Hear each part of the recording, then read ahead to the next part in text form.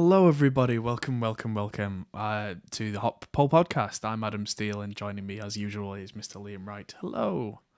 Hello. How are you? I'm dandy. Dandy. That's fantastic. That's just swell. As well. I- To not Frankie and Benny's. I've been to TGI Fridays. Ooh. Yeah. Very nice. Mm-hmm. I've been out, but not quite to TGI Fridays. I've been not very well this week, which is why there was no podcast last week. Apologies, everybody. The original plan last week was to do the podcast, pack my bags, and then fly to Germany to meet Henning Pauly. And all that had to be cancelled because I was not well at all. I'm still a little delicate, but safe to say I am largely back to normal. So, yes, everybody who saw and said, yeah, I'll get well soon on the Discord and everything, thank you very much. Yes, I'm feeling much better, but that came out of nowhere. Whew. Mm-hmm. So, yes, if I seem a little bit down energy, a little bit kind of down tempo today, that's why. Just still a little bit not quite right, but fine enough to do a podcast, which is what counts. We're back. We're back. And what a week to be back. A lot has happened in the news, and a lot's happened with us. I've been, considering how I've been like off the grid this week, I've been surprisingly busy. Just chipping away at things wherever possible, just taking my time, but constantly going. We've got a new product in the works that is going to be coming out very soon, and that's all I can say about that. But that's exciting news. I've been doing a lot of video work with Warren Hewitt on Produce Like a Pro on that channel. A lot of you will have seen me on that channel, which is great. And we had the Reaper update for the Ultimate Reaper Guide came out as well. A lot of this we filmed and was planned before I became ill. So a lot of it is kind of that knock-on effect, where it's all been going out scheduled and I've been in bed just kind of watching it on a laptop going, yay, things are happening. So yeah, luckily for me, I'd kind of got ahead a little bit with my planning because I'd been planning on being away for most of the week anyway. Mm-hmm. I was kind of away for the week, but just not in the way that I'd planned. Yeah. So, yeah, that all kind of worked out. How's your week been? Yeah, it's been fine. It's been fine, really. Not sorting stuff out with the house. Back off a week off, which is the first week I've had this year. Ooh. Which was nice and relaxing. Which was nice. Sat on the sofa and watched Making a Murderer pretty much for a week. No twitchy tendencies with sharpening knives. Yeah. And yeah, I'm pretty chilled. Nothing really to report. Good. Just nice and relaxed and chilled. Oh, Good. Chris, I forgot my jacket. I went to see Chris today. We were talking about our new things that are coming out. I had a bit of a business meeting at Chris's place, and yeah, I seem to have left my jacket. Whoops. That's all right. I'll come and get it. No problem. But yeah, I've been to see John Brown from Monuments again today. He's recording the new Monuments album, and I've lent him about half of my equipment. He's got a couple of my amps. In return, he's lent me something that's very cool. If I can reach it. Flipping heck. That is heavy. Which is the Victory Super Kraken. The VX100. So I'm looking forward to giving that a go. Super Kraken. Yeah. So my Mesa Mark IV is now fixed, and now John's got that, and he's got my Road King as well. For tracking the rest of the album. So, yeah, that's going to be a lot of fun. And I was playing around with microphones and mic positioning like I do, because that's what I do. So, yeah, the deadline for that fast approaches. So, yeah, I thought I'd help him out, and he could focus on actually playing the thing while I did the engineering stuff, the geeky stuff. So I got to say, yeah, I've chipped in helping on the new Monuments album. Wicked. Yeah. I don't know if it counts as an official credit, but I've been helping out, so that's good enough for me. Now, yeah, between that and everything else, oh, what a week it has been. I don't remember most of it, but it's been 2 weeks since we've seen everybody, and the news has gone bananas. So, shall we talk about the news? Talk about the news. I'm intrigued. The news. So, let's start with this. This is a big one. Apple MacBooks. We were talking a while back about the new M1 chips and how they were good, but they weren't quite ready for prime time. Now they're pretty much there. They've announced the M1 Pro and M1 Max. And these things look set to absolutely dominate the laptop industry. And of course, by extension, eventually desktops as well. These things are insane. Have you had a chance to look at these yet? Not in detail. I heard about them, but Right. So the last generation of MacBooks, they were really thin things that had 4 Thunderbolt USB-C ports and not a lot else, and they were the Intel chips that were very, very hot. Now the M1s have come out, they're the same ports, but now these Pro and Max are very, very fast. So the Pro has an up to 10-core CPU, and the Max is 10-core. And the two variants go up to 32 gigabytes or 64 gigabytes of memory on board now, which is lots. Which satisfies the worries and needs of a lot of the guys who were saying, well, yeah, but I'm an actual professional, I need lots of memory. Up to, on the Max, up to 400 gigabytes per second of memory bandwidth, which is just about as fast as the fastest desktop systems you can currently buy. Which is still technically true for the next week. For reasons I'll get into in the next news article. But some of the things that really make it interesting is they've brought back the SD card reader on the Max. They've brought back the HDMI ports. They've still got Thunderbolt 4 as well, and they brought back the MagSafe power, finally.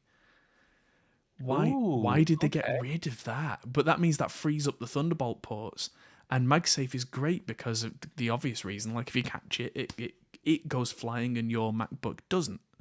Yeah.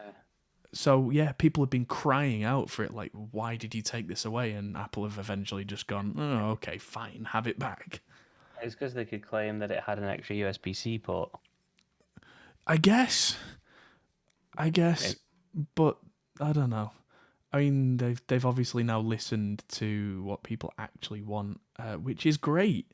I think you kind of have to for the MacBook Pros. Like, with the Pros, you can't as much tell people this is what you want because they will just buy something else. I think with the normal MacBooks, you can, like a phone, you can be like, here you go, here's what you need. And and like we were saying, like, oh, do you have a printer? Well, if you've got a printer, then you'll probably want the next model up because this has extra USB ports. If you tried to do that with a MacBook Pro, it just tell you to F off. Well, and that's exactly what's been happening over the last couple of years, I think, is that the MacBook Pro models of last year and the year before were exactly as you described. They didn't have the things that professionals actually want, and I think they've started to wake up to the fact that people were actually going elsewhere. Yeah, and I mean, like, if you look at the like the Dell laptops and the Alienware laptops, well, the same thing really now. Like, you can get really good value for money, and they look nice as well. Yeah. Some of them, like one of the new Alienware white laptops that my mate was looking at, it's like 1,800 quid or something with like a 3000 series graphics card in it, and it was nice. Yeah, I'm not sure how the graphics are going to do on these, but apparently they had these like afterburner cards in the desktop that did like on-chip video decoding, and they've now rolled that into the new M1 Pro and Max processors. So there's going to be a lot of that is just handed off to the processors, so it just kind of does it. So for video editors, these things are going to be scary fast. Whatever up to 32-core GPU actually means in practice, we'll see. I don't see this beating a big, scary video editing desktop machine anytime soon, but if it gets even anywhere close as a mobile platform, that's going to be very impressive indeed. And I am genuinely looking forward to it because I've been a critic of Apple for several years now, not because of any blind anti-Apple thing, because like, hey, I'm an iPhone guy. They make good hardware, but when they do it wrong, I will say so. But I think they've really done a turn now where they've gone and really done the right thing for the first time in a good few years. So well done to them. They've really taken their own chip design, and if the leaked benchmarks or anything to be believed, they are going to be killing it. Oh, Shane from Kazrog's in the chat. All right, dude. Says, yeah, he's here waiting for the Mac Pro Max and the branding confusion. Oh god, yeah, that's gonna be awful. But yeah, and then people will start referring to him by their like software info names, like they call the Mac 5.6 or whatever it is that you find hidden away. That's what they end up referring it to as. It'll end up like that. But yes, just as Apple smash it out of the park, Intel gone. Excuse me. We have a new thing too, and this is where Intel are really, by look of it, fighting back at AMD. Because for the last few years, especially on desktop, AMD have just won. They've absolutely put Intel to shame, who've been struggling, revving their engine on the same platform and just making it hotter and hotter and hotter, trying desperately to keep up. And now their new system has finally been revealed, which is their new Alder Lake chips. And yeah, question mark, better performance than the Apple M1 Max, which as of recently was with the performance that we were seeing out of the M1 chips when put against regular Intel x86 chips. The big question was, well, when they bring out a new version, Apple, they're just going to leave everyone in the dust. And Intel have come back and said, actually, we've got a competitor again. And so this is the 12th generation, which is apparently completely different to how they've done it before. Right. Which is that now, instead of having like 4 cores, 8 cores, number of cores, they have 2 different types of cores. They have one they call performance core, which is like they've had previously, but they've also got the efficiency cores, which are tiny little things. Apparently 4 of these efficiency cores can fit in the same space as one Skylake core, which is from 6th generation. So yeah, they can pack these things in. So the top of the range desktop Alder Lake has, I think it was 8 of these little cores and 8 of the big cores, which the big cores also have hyperthreading, so they're more traditional, like we know. They're calling it their big little design, which makes sense when you describe it like this. And I think that's really, really interesting way of squeezing lots of performance out of a machine like this. And I think the Apple M1 is designed in a similar kind of way, where the idea is twofold. So on laptops particularly, if you've got something like, I don't know, Word or an Office thing or a background task in Chrome or something that's not particularly important, that can get shifted off to one of these little one of the E cores, the what did I call them, the not performance, the not enhancement, I'm losing my mind, the efficiency cores, there we go. So yeah, they get shoved off to these efficiency cores because they don't actually need to do very much, but what's happening on a processor perspective is that shoving all of that kind of stuff out of the way of the big boys. Like if you're doing video editing, or if you're doing music production, or if you're playing a game, or if you're actively on a tab in Chrome, or anything that actually takes your attention and needs to be done big and needs to be done now. Traditionally, those cores are already just taken up by other things going on.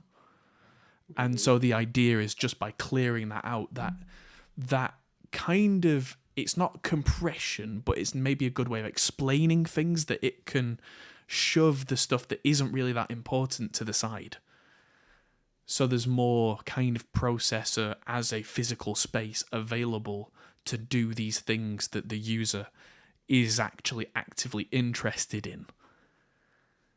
Which means that performance per watt and you know the amount of power that it draws can be way higher, But if you're not actually doing any of these big tasks, then it's using these tiny little cores which go quite a bit slower but use way less power.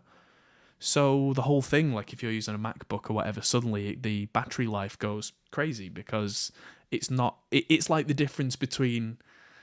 It's like using like a hybrid car where you've got a tiny little electric motor and a big V8. If you just turn off the V8 when you're not using it, same thing. That's the idea behind this, and I think with the Apple M1 type idea as well.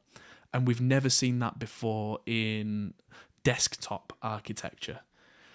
We've seen ideas like this start to emerge on mobile, but because mobile can be completely custom and doesn't rely on something like OS X or Windows, there's not had to be such a big, like, major architectural upheaval. There has been some eyebrows raised because most of the benchmarks that all these guys have been doing have been on Windows 11. And Windows 11 only came out very recently, but from what we can gather, none of this is confirmed because of NDAs and all that kind of stuff. But apparently, Intel and Microsoft have been working together on the Windows 11 scheduler and the behind-the-scenes software to make it run nice and smoothly with this new Alder Lake idea of the whole big little thing, and actually letting the processor itself decide which of these processes need to be taken care of and which ones can be shoved onto the efficiency cores. And so apparently there's been a big performance boost recently in Windows 11 for both Intel and AMD, actually, because Windows 11 was a little bit janky on launch, and that's been covered by the tech blog, so I'm not going to go too deep into that because that will get too far off music production. But keeping it relevant to our audience, this is going to mean that whether you are a PC or a Mac guy, these are really interesting for especially mobile production, because it means if you're not using the heavy software, your battery life is going to be much better than previously. But if you are using it, you're going to get crazy performance out of these things. Yeah. When Nero says Windows 11 tanks AMD performance. No, it doesn't. It did for a week. That's been resolved. And yeah, that's all I'm going to say about that. I mean, Windows 11 has been released earlier than it should have been, in my opinion. It's still kind of beta software, really. Although it is an actual official release, but I feel it's been sprung upon everybody, including the driver developers and everybody. But that could be said for anything like Windows 8, Windows Vista, Windows XP, even Windows 10. All of them, when they're early and new, all the guys who are making the drivers and software are all a little bit skittish and don't quite understand it as well as it could be, and got to give it 6 months for everybody to get a handle on it and make the new driver updates, and suddenly all the problems go away. Because that's been the same for the last 20 years, I think. So anything where you say, oh, this is slow with Windows 11, the same could have been said for Windows 10, 8, 7, going back as they were launched. So don't hold that above anybody's heads, because a few weeks from now, those issues will just disappear. Okay. Yes, it says Windows 11 is not polished at all. It's staying with Windows 10. Well, at this current time, I actually agree. I tried Windows 11 on this machine, and it didn't quite do what I wanted it to do, and there were some issues. I think I talked about it a couple of weeks ago. So I'm sticking on Windows 10 for now, but I'm usually the kind of person who jumps in quite soon with stuff like new software. I like to be on the cutting edge wherever possible. But I'll leave that one for a little while. But I've had 0 issues, surprisingly. Cool. I mean, I wish I had 0 issues, and I don't think it's going to be long before I do have 0 issues.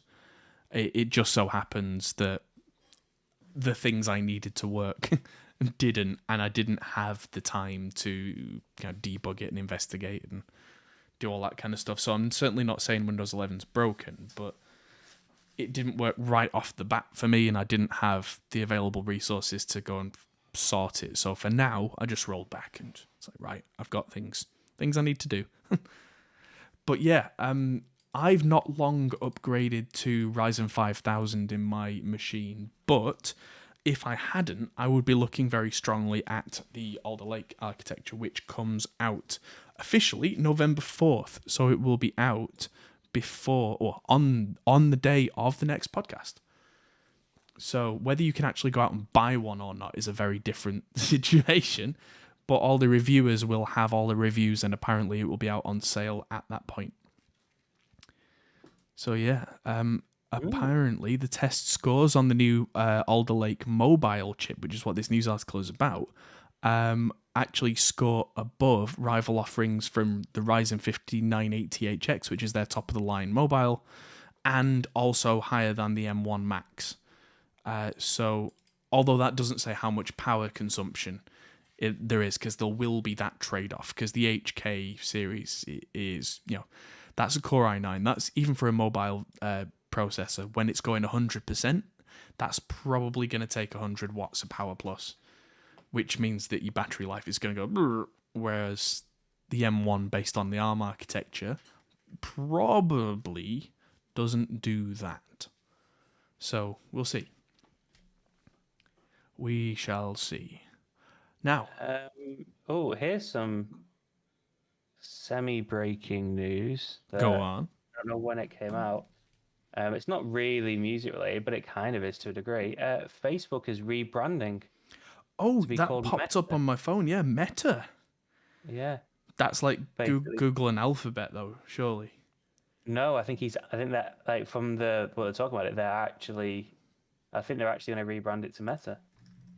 Like, it is the parent company, yes, that is true. But this article here is talking about it as a rebrand. Whoa, okay. So, like, meta.com? I guess so. I've only just seen it pop up now, so I don't know. But they're saying it's unclear if this is a rebrand to Meta. If this rebrand to Meta. Yeah, so they're talking about it as a rebrand. Like, it basically, just skim reading this, they're looking to basically bring all of their different things like Oculus, WhatsApp, Instagram, Facebook, all into one thing, which is going to be Meta, Facebook Messenger. So it's about the metaverse and basically slowly moving into potentially a Ready Player One-esque world run by Mark Zuckerberg. Yeah, it's interesting. But yeah, what does that mean for music guys? We don't know. So moving on. That you'll be making music in the metaverse. Yes. Oh God, is that going to be in the new Marvel series? The metaverse in the multiverse. Oh dear. Yeah. It's going to get confusing. So let's move on to something that's more music production focused. I want one of these. This is the new SE Dynamite DM2 inline mic preamp. So it's kind of like a cloud lifter, but instead of being red like the DM1, it's blue. It can boost your signal by up to 30 dB, which means that if you've got noisy and cheap preamps, this stops that from happening because it makes it already loud before it gets there. Works with dynamic and ribbon mics. The thing that was interesting to me is that it has a variable impedance load, which means that you can actually change the sound of the microphone at that point. Because a lot of modern microphone preamps have a relatively high impedance, which actually makes the microphones behave differently than they might have done with older preamps.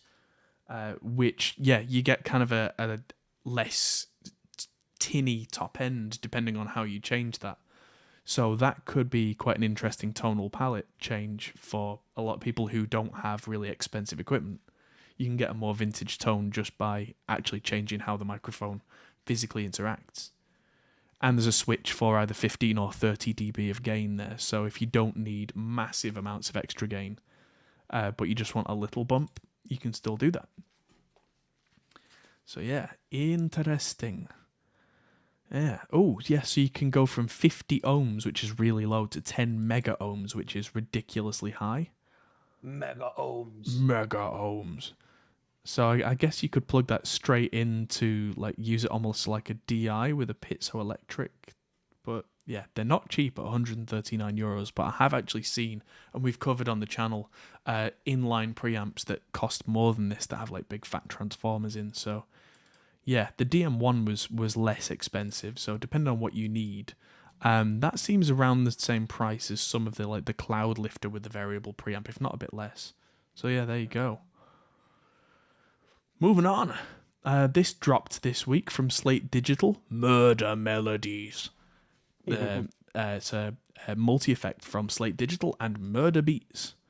So yes, acclaimed producer Murder Beats has made a plugin which has got filters and stereoizer and pitchy stuff, and there's distortion and reverb and rhythmic delay and a presence knob essentially and a reverse effect, and there's some really cool stuff, and there's a wobble knob. Everybody loves a wobble knob.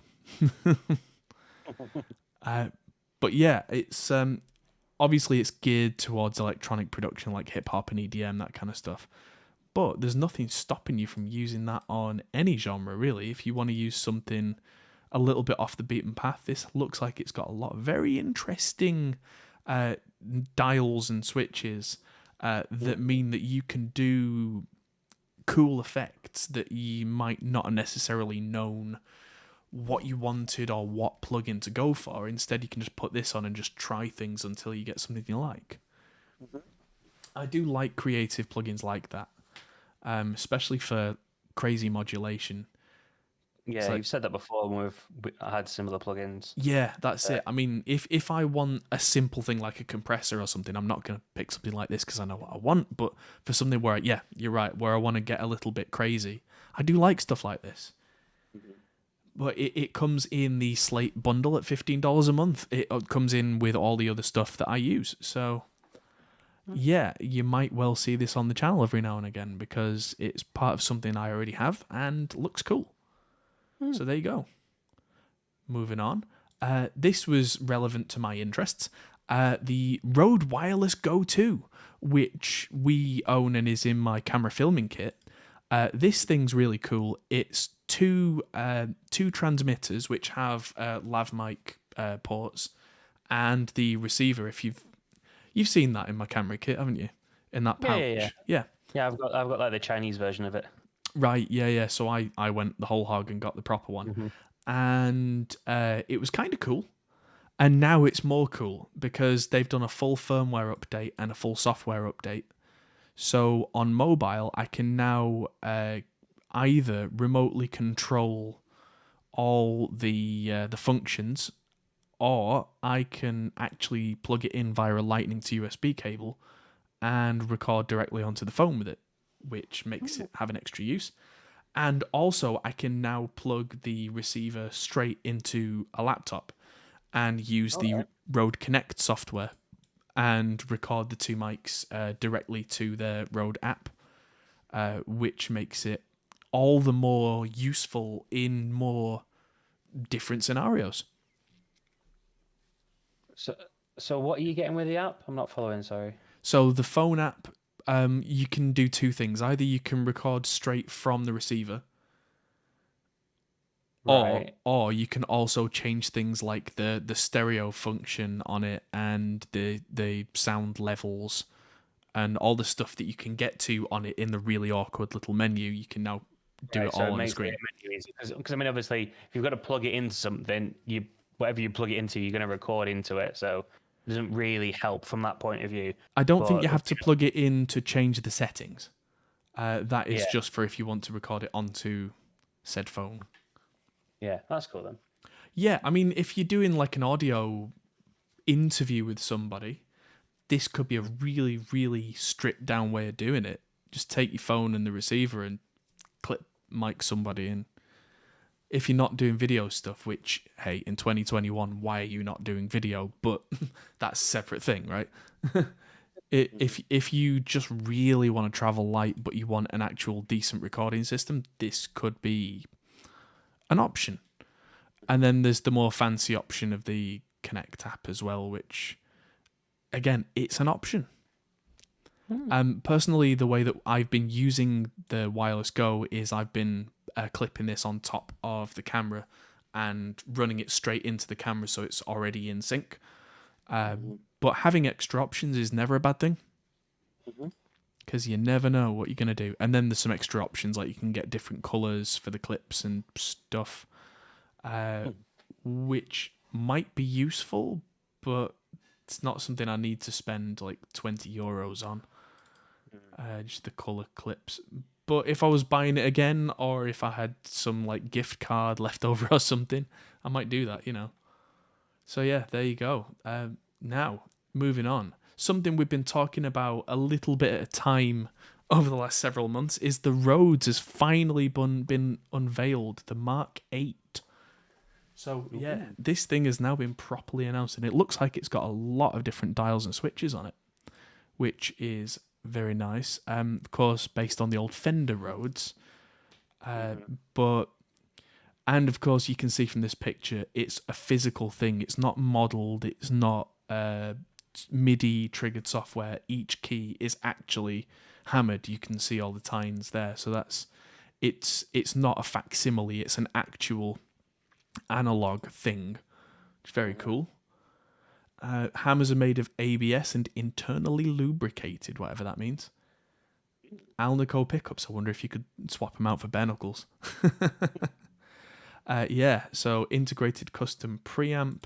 It's got an envelope for auto wah, which is a typical classic Rhodes sound. There's a drive knob there. There's an analog EQ. Oh, Varipan circuit. I love Varipan on Rhodes, where it does that left, right, left, right, left, right, left, right thing, just subtly. I love that. I don't think I could have a Rhodes without that. But it's there. You can order it with... this side is optional, apparently, with the compressor and chorus and phaser and delay. So you don't need to order it with this, but it's an extra cost if you do. Price and availability have not been given yet. But apparently, if you get the newsletter, you'll know within this week. And... oh, no, you'll get access to their website, and the actual details will be dropped December 1st, which is still only 4 weeks away. So yeah, we'll know how much it actually costs and whether I need to sell a kidney to get one of these. It's very pretty, though. It's going to sound good. Yeah, I hope so. But I definitely don't have the keyboard skills to justify paying the money for this anyway, so yeah. But for the people who do, this is going to be something that's been sorely missed, because trying to find a working Rhodes is hard enough, and then maintaining one, forget about it. But yeah, moving on, I saw these and had to read this out. Reproducer Audio Labs have just produced the Epic 55. That's one speaker. That's a monster. And so a pair of them looks like this. That is beastie.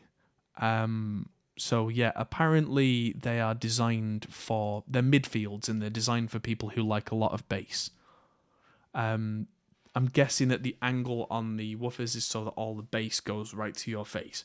Bass in the face. Space. Yes, bass, face. Oh, it's 120 watts each and 75 watts, so that's a reasonable amount of power. And they're at the upper mid price range at €1649, so like $2,000 for a pair. But for a midfield, depending on how you class midfields and near fields, because the line does blur dramatically at that kind of price point and size, that could be a good thing if you like things that go woomph, woomph, woomph quite a lot. Mm-hmm. But yeah, I mean, they're a scary look to them for sure. So if you want a studio that intimidates people, that might be your thing. Yeah. I don't know if I mentioned on the stream actually, but I've just taken custody of a new pair of monitors, the Eve Audio SC207s, and they are very nice and smooth. And so I'm doing a video all about what monitors you should buy at your price points, and room treatment and all that. It's a discussion video, talking head video, and then later this year I'm going to do a review on the Eve Audios when I've had time to get used to them and process how they sound. So yeah, that's what we've agreed with Eve Audio. So I'm not going to do a review straight away. I'm going to take some time to actually get to know the things, which is good because it means it can be a much more fair review because, by that point, if there's anything that I've noticed, it'll be very apparent. Now it's time for something we've not had in a long time. Da, da, da. Yes, ladies and gentlemen, it is. It's Behringer Corner. Behringer Corner, Behringer Corner. Woo! So Behringer have just announced a load of new synth modules, including, it actually says in this article, Behringer's been uncharacteristically quiet over the last few months with very few new announcements. You don't say. We've been very dry here in Behringer Corner.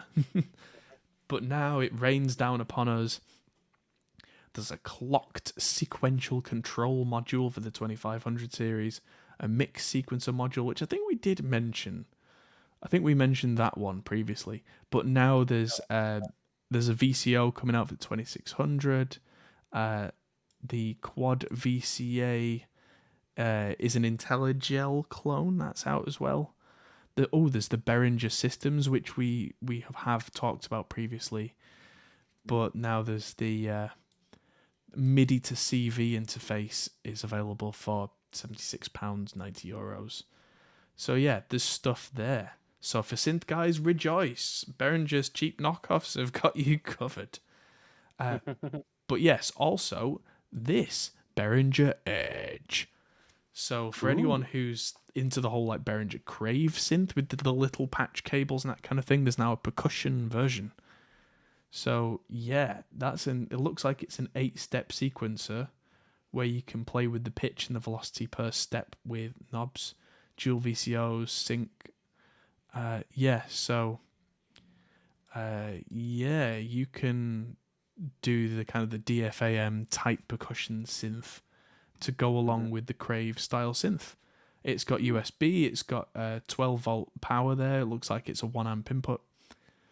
And so, there's a MIDI clock dividing and multiplying knob, so you can change it to, half or double, whatever your other gear's running at, so it can loop quicker or slower or whatever it is. And so, there's now a dump machine from Behringer that is in their kind of semi-modular little range. So there you go. Behringer Corner. Da, da, da, da, da, da, da. And that was in news. Oh Oh man. So yeah, we got through it. I'm still a little bit kind of frail after this week. I've had 2 meals today. That's an improvement. But yeah, I managed to get through a podcast. I mean, I say that we've not done yet, but I managed to get through the news, and that's good. It's good to be back because I've been kind of sat in the dark and hoping everything gets back to normal. But yes, it's been busy. My review on these went out, the Austrian Audio 25s. These are kind of cool. And Austrian Audio are doing a giveaway for a pair of these. If you haven't already looked at the Austrian Audio video, I think today is the last day. Maybe tomorrow's the last day. Check that out. I might be mistaken, but have a look at the Austrian Audio video if you haven't already, because you might be able to win some of them for yourself. Ooh. That giveaway is directly through Austrian Audio. That's we're not running that giveaway, but it's something that they said, hey, we want to do a giveaway, and I went, okay, great. Yes, I'm sure somebody will be very happy. Yeah, indeed. So which ones are they giving away? The wireless ones or the non-wireless ones? The Bluetooth, the wireless ones. Yeah, they are good headphones. Yes, very much looking forward to making more use of them. Because I've been not very well, I've not had much chance to make use of them. I was going to use them on the entire Germany trip, and of course that didn't happen. But they are still here, and they will still be used. I was listening to my reference track of Skrillex, and I was sat there going, I've never heard that before. which is always a good sign with headphones when things are standing out to you that didn't stand out before, but in a good way. Yeah, so I always remember the first time I used my Sennheisers and just daft listening to Basket Case by Green Day. I was like, "There's harmonies in this song." Yeah. I was like, "What?" That So I was album like was always a 15 or little bit of something. a muddy mix, but yeah, the fact that Yeah. you could hear through it, yeah, it's great. Hmm. Yeah, I'm almost ready for a new pair of 650s. Look at the state of these. But yeah, when I'm not using these Yeah. Rust buckets, I am using my new VSX headphones. But I tend to use these for mixing and these for like video editing because they're open back, which means that my ears don't get sweaty. Which, Hmm. yeah, video editing, that's you don't want to be distracted by that. Oh, I'll tell you what I did get this week actually that really surprised me. Go on. Some new headphones for bed. They're not actually the best for sleeping in because they stick out a little bit. Hmm. But where's my Amazon? Let's see what they were called again because they were just like some random brand on Amazon, but I was really impressed by them. See what they were called. And I'll tell you why because it's a strange little feature. Yeah, Earfun. The brand's called That is a strange name. Earfun. They were RRP's £80. I got them for $69.99 plus a £10 voucher. Bluetooth 5.0. With they've got active noise cancelling. With 6 mics in them. Up to 32 hours playtime. With the case. They last about 10 hours on a charge, Right. which is really good. Hmm. But the really cool bit is, so you double tap one side of them, and it'll say like normal mode, and then that's the best battery life. Hmm.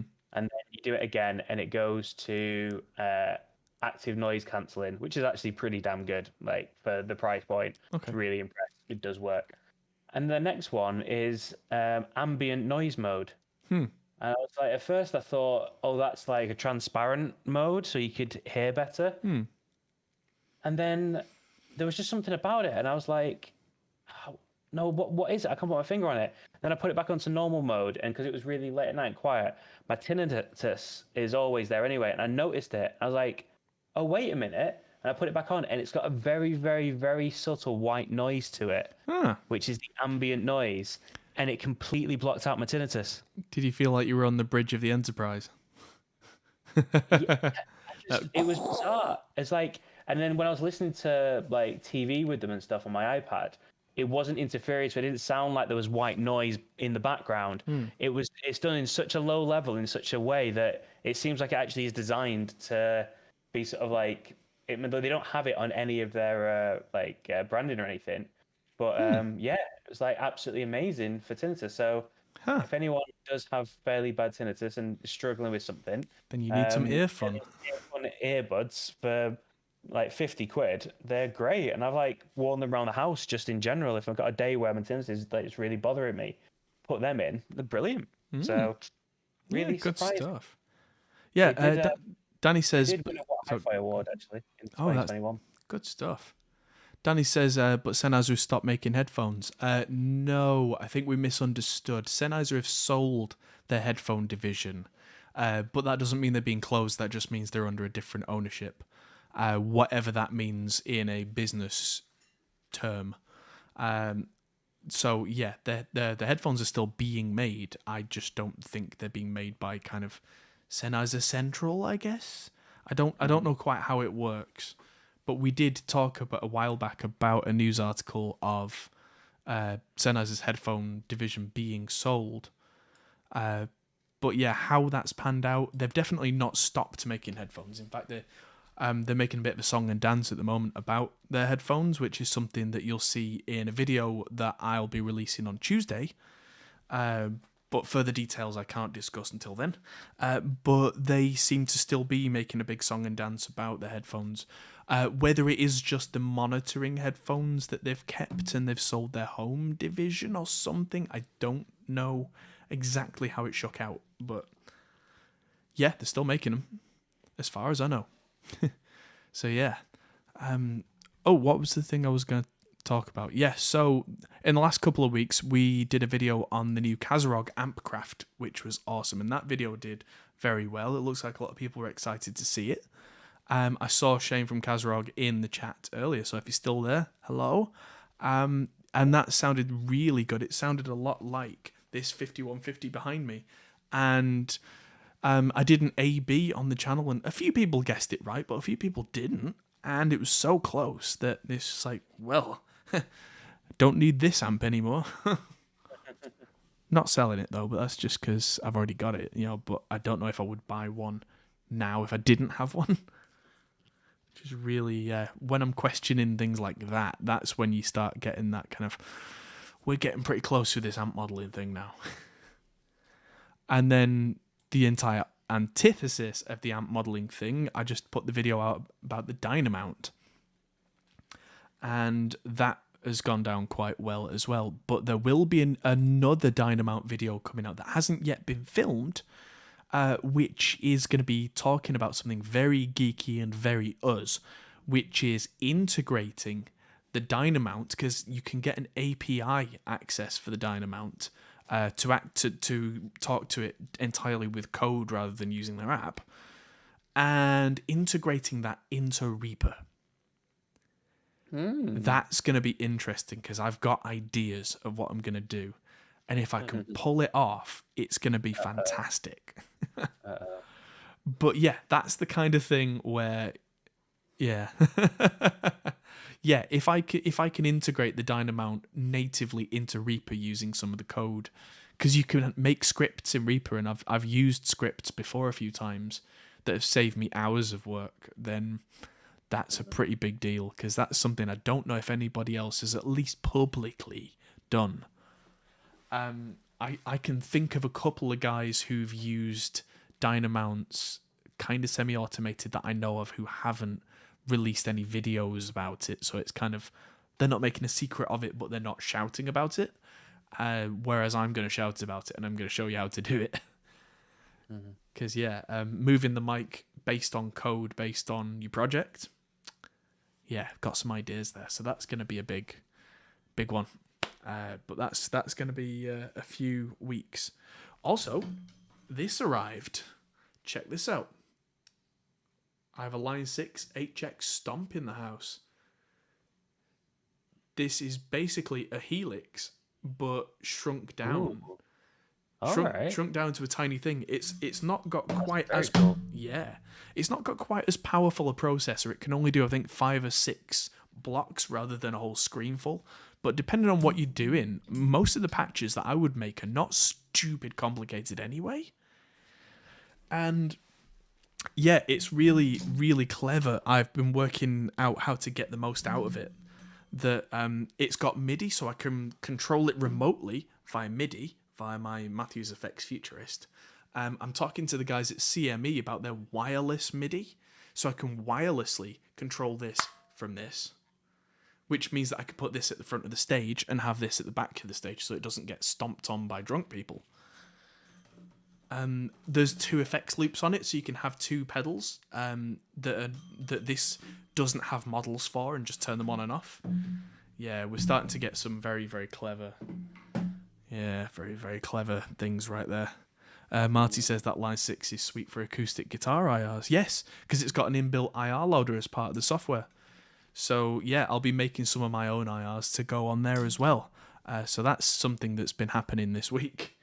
I'm looking around thinking what else has changed, because a lot of things have been changing. I made a point of cleaning this whole office while I wasn't well, which means that I'm looking around and it's also still a mess, but just in a different way.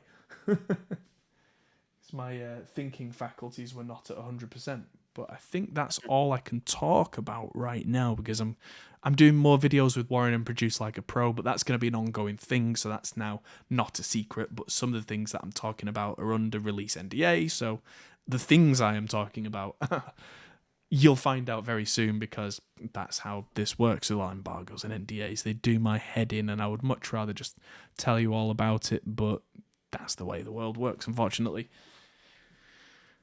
But yes, there's going to be a lot going on very soon. The IK Multimedia X Vibe video is filmed, and that's going to be coming out rather soon. What else have we got that's currently unlisted? I've got a whole new product coming out with 2 notes very soon. Got another video from Wong's Amps coming in the next week or two. Still got 3 videos to release from Gear Street, but just finding the slots to release it all is it's a good problem to have. I'm finding it difficult to show you all the things. So yeah, very cool. Very cool indeed. Lots and lots and lots going on. Absolutely. Keeps us busy, keeps us out of trouble. Yeah. Which, speaking of which, it's my lovely wife's birthday this weekend, so I'm going to be taking Saturday off. I'm going to watch Dune. Ooh. Yes. And then we're going to go out for a nice meal, and it's going to be a nice day. And I'm not going to think about work for a day. And then I'm going to be right back on it like a nutcase, because that's what I do. Knowing me, I'll get a phone call from Brown saying, I need help. Because that's inevitably what happens. When I left him earlier today, because I went to see him, he was set to record, because he's already recorded a big chunk of the new album. I was just giving him like new options, a couple of my basses to try out, a couple of amps to vary what he's got. And I get a text from him 3 minutes before we go live with the podcast saying, got a problem with my 5150. The volume's getting quieter and quieter. And I'm like, oh no, you've got amp trouble. So I'm there trying to like troubleshoot it via text before I go live. Hopefully that gets sorted. But if not, I might be making another journey with that 5150, because that's this like core album tone. At that point, if I end up lending him that, then he really does owe me one. But there you go. Might be steel to save the day, which is always a nice place to be in, I guess. But yeah, definitely. There you go. Definitely is. Oh, big stretch. Yeah, what I'm going to do now, because it is nearly 9 p.m, is I'm going to get a hot drink and I'm going to go to bed and get an early night, because I need a lot of that recently. But hopefully by the time we see you in next week's podcast, I will be fighting fit and back to normal. I might have even gone to the gym and done more than just look at the weights. Yeah, I need to do that. What, look at the weights? Yeah. Give them a good thinking. Just stare at you and like, one day. Yeah. Mm-hmm. Pretty much. Dice says he needs the 5150 vest you just reviewed. The what, Danny? 5150 vest? What did I just review? I don't know. Oh, the VST. It's auto-corrected to vest instead of VST. That's hilarious. But yeah, there's that's going to be good. But yeah, thank you everybody for tuning in. It's good to see you all in the chat. Thank you. Marty's asking, Germany trip rescheduled. It will be. We've not set a new date yet, just because I'm still not quite right and there's things coming up in the calendar. But we will reschedule the trip for me and Henning. But we just need to sort that out now, because this last weekend was the ideal weekend. And if I'd been well, then hey, that would have happened. But we'll see. We'll sort that out. It will happen. But yeah, just not yet. So yeah. This month, though, a couple of the weekends, we will be having bands live in the studio, live broadcasts. So that's... Ooh. Yeah, that's coming up very soon indeed. And I'm very much looking forward to it. But it means that in the next week, I need to go back to the studio and make sure all the camera wiring is set up and all that kind of stuff. So, yeah, that's a priority now, is I've got to get all the SDI cables and HDMI and all that kind of stuff good to go, so that the band can see things and I can see them. And you can see them! But it's going to be good fun. So, yes, I'm very much looking forward to 8-hour live streams from the studio. Yeah, there was a band that called up the other day about the studio, and I said that they wanted to record the whole EP, and I was saying about the streaming rates and whatnot. And Right. you can see they're like, is that a good idea or a bad idea? They can't quite decide. Yeah.